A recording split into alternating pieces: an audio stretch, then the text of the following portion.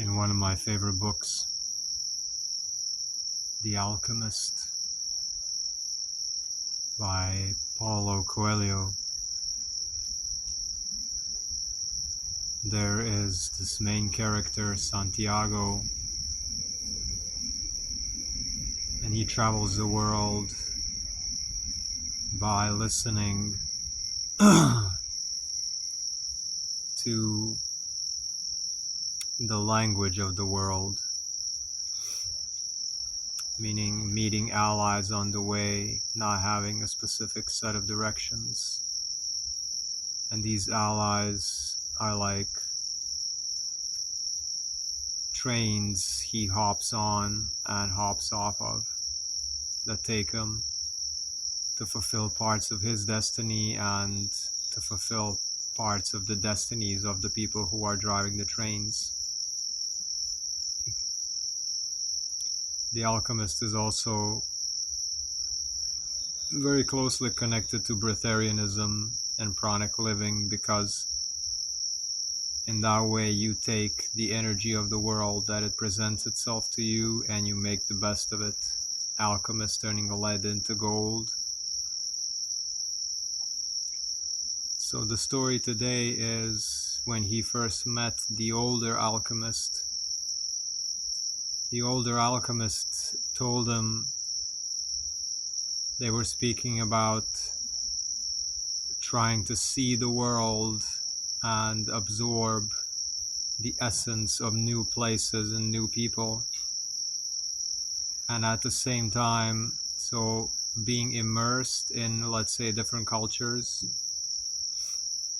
and at the same time not losing your own identity and who you are.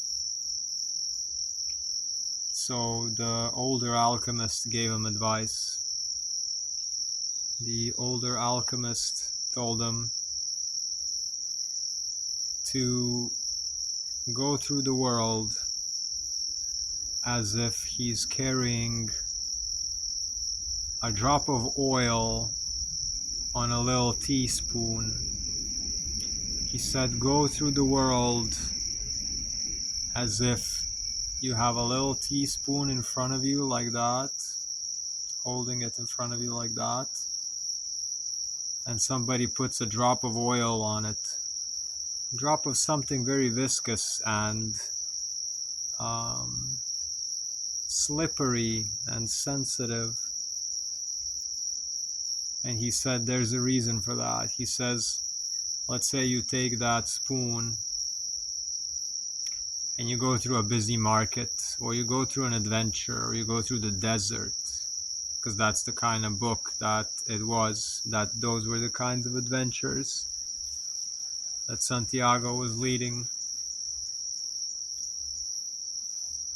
Let's say you need to go through a busy market that has a lot of stuff that you're interested in and a lot of people with opportunities for networking, stuff like that. Or a city, busy city with huge pyramids and monuments and whatever you want. Attractive, glittery, or even attractive, purposeful things. And you're carrying that little drop of oil on the spoon. So there are two ways that things can go. One is that every single thing you come across that pulls your senses, that you are interested in, you go impulsively towards it. And you want to see as many things as possible. Talk to all the merchants, go into every single building, absorb the culture, just absorb and immerse yourself and let the flow carry you. And then you get to the end of the market, you get to the end of the adventure, and you look down at your spoon and there's not a drop of oil on it. The second way it can go is walking around the market looking at the spoon all the time, and just in the either never or at really, really safe, specific times, looking up for a few seconds to see what's up in the market and kind of walking around guarding the spoon. And then you get to the end of the market, and yes, there's a drop of oil on the spoon. And you don't remember none of the market. You did nothing. You did nothing. You came to the end of the journey with all of the oil in the spoon safe. So, what's the moral? What's the point here? I like to take that spoon and that drop of oil on the spoon as your soul, as your essence. And if you walk around the world so pulled out of who you are, in all directions, trying to see as much as possible, fear of missing out, filling up all the time looking for stimulation, wanting to take all the pictures and all the videos and meet all the merchants and go into every museum and speak to every attractive person you meet, and never looking how much oil is in my spoon, how much oil do I have left, where am I, who am I in all of this. Then you'll come to the end of the road. You will be filled with so-called experiences or whatever you've accumulated, and there will be not even a single drop of your soul left there. You will have gained the world and lost your soul. On the other hand, if you walk around walking on eggshells, never taking any risk, just looking out all the time and worrying about the spoon, you will miss things. You will miss beautiful things in front of you. So the middle way between these two is the moral of the story. And you can already figure it out what it is. The reason why this came up to me is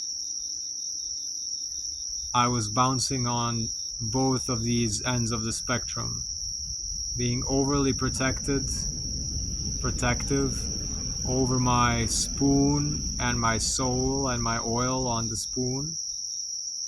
And then on the other hand, at times, to kind of balance out that equation, going into the market of the world or the center of all the events, and just fear of missing out, just going all in, absorbing, and then literally looking down at my feet and seeing wounds I haven't taken care of, and cuts and bruises and like painful areas from shoes that have long since needed to be healed.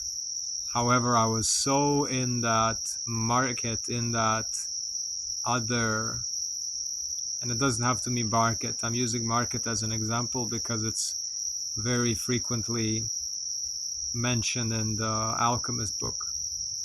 But you can imagine when I say market of the world, of life, what do I mean? As opposed to a cave, a healing cave, a retreat, and things of that nature.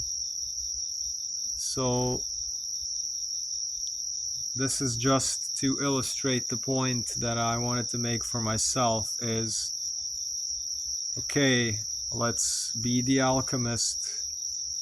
Let's go and see the world and really take care of our legs, our feet, our basics, our foundation, our drops of oil on our spoon, and keep that balance. You want to get to the end of life, if you want to ever get to the end of life. However, if you are in the conventional way, let's say you want to cap it at 100, 120, you've done enough, you feel like you've done enough. Then coming to 120, there should be drops of oil on your spoon, and the spoon should be hella rusty, barely hanging on to that oil and that soul, and your mind filled with all kinds of markets and places and things you've accumulated and absorbed. However, you got both. You got to the end and you got your soul intact, and you pushed it until the screws almost came loose. Almost came loose. This was something that was on my mind for a few days. Join me on Patreon. Every Sunday we got Zoom calls. We got a private Telegram group. Book one-on-one sessions, guidance through human design for your energetic blueprint. Same as for relationships, marriage, and family, compatibility between family members, between relationships. Everything that human design provides. Greatest strengths, how to remove emotional blockages, how to not rush, how to be okay with not having sense of direction. Are you a generator or a projector or a reflector or a manifester? In the relationship, what is your partner? How are you guys compatible? How can you smooth things out based on that? In families, what are the kids? How are they supposed to interact with each other the best? With you, with your spouse? What is their best method of education? I can be a tutor for all of this. Finally, get my courses, check out all the other videos, drop a subscription, drop a like, leave a comment if you like The Alchemist, or you resonate, you have a story that's similar to this story. Drop it in the comments, send me messages. icreatelines.com is the website. Peace, health, abundance, wholeness, and oil on spoons.